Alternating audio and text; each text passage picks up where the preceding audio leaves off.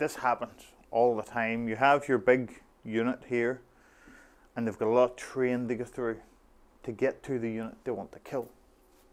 And sometimes you have, like I have a Chaos Sorcerer here, 3 Terminators. Oh, this Terminator decided to fall down. And you know that if you get to the Dire Avengers, they're all dead. You may move and be able to shoot them down, but you really want to get to them in the combat, because they'll all definitely be dead in the combat. Shooting, they're in behind a piece of terrain, they can lie down, they get a cover save. So really you want to get into combat with them. And here's where the thing comes. We are roughly 9 inches away from them, from him who's closest to him who's closest. And generally what happens is your movement phase, you roll your 2 dice and you see what you get. I get a 5 and a 3 here, which is fine, which would mean in the assault phase I would move up my 5 inches. In the assault phase I would need to roll my 2 dice again and get a 4, which worked on this occasion, which would be great. You would all climb over. You may be a Terminator, you don't have grenades and things, you wouldn't be going first. But what happens a lot of times, you roll your 2 dice and you don't get a 6 and a 5, you get like a 1 and a 2, and you're beat, you're out. You can move, but you know you're going to be out of range. You may still get to shoot. Or the same if it was if we were back here and we were going to assault and you're going, I need 4 inches to get the assault, and you roll your 2 dice, who've been very kind to me today whenever they shouldn't be, you end up with a 3 and a 1 or something, and you don't get it. So we move all this back to the start.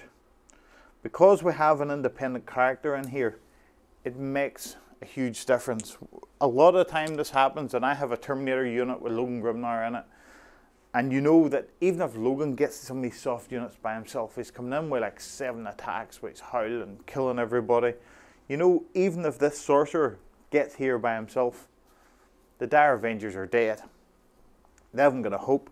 And the thing you want to do is give yourself the largest opportunity of getting to these guys. So rolling more dice is better than rolling few.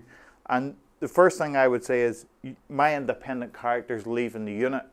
If you look on page, I think it's 47, 48, the rules for characters, it says independent characters have come with 2 special rules. Skilled Rider, which in this situation is no good, and move through cover. So I'd get my Sorcerer and I'd say, he's leaving my Terminators, so I'm rolling 3 dice for him. And I got 2 1s and I got a 6, which whenever you're rolling 3 dice, your odds are, if the dice split evenly, you'll get 1 1 or 2, 1 3 or 4, and 1 5 or 6. So your odds are, on average, you're moving 5 inches. On average, you're moving 5 inches. And then we would roll our 2 dice for our Terminators, and they get lucky, they get a 6 this time, and they would be able to move. You would keep your units to 2 inches apart now, but then, again, once it would come to the assault, you get to roll 3 dice for your character, and he gets 2 6s here, which is great. He would be into the assault. We'll just put him in here in the end. And you roll for your Terminator separately. In this situation, they get 3s, and if they had been 9 inches away, they would have probably, if they were still 4 inches away, they'd probably be out. They wouldn't be able to assault. But you would have your Sorcerer in there. You're against 5 of these guys. It isn't really much of a combat. On the odds, they'd probably kill 2 of them, and they would be doing well, because they wouldn't even, they would have virtually no chance of winning him, or very, very little chance. But he is a Chaos Sorcerer. He's not the most fierce character about there. There is some better guys, but it's not really about what's going to happen in our combat. This is about showing you that you can improve your odds in these assaults if you have a character. As with most of the, especially the Marine-based characters, they're fierce. They are death on a stick, especially whenever it comes to, it could be these little Dire Avengers, it could be some Necron warriors, it could be small units of scouts for other Space Marines, or Tau warriors just sat on an objective, minimum unit size. They may have had a transport previously and now it's gone, and now they're just sat on their objective. As per anybody with any sense, you'll sit your objective somewhere that's defendable, ideally behind terrain if anybody has come to fight you.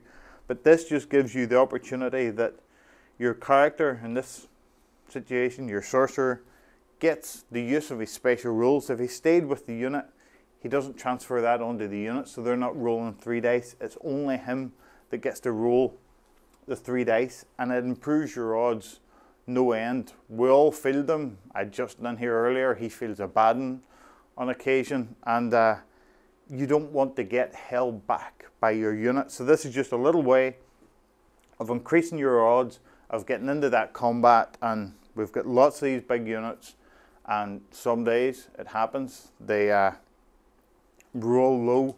The one thing you have to watch out for here is your character has to leave in the movement phase. You can't go, I'll assault him out of the unit in the assault phase, because you leave units in the movement phase. You can't run out. And even when you get to the combat, the character is an entirely separate unit in the combat anyway. So it's not going to make, if they both make it, it's not making any difference to him.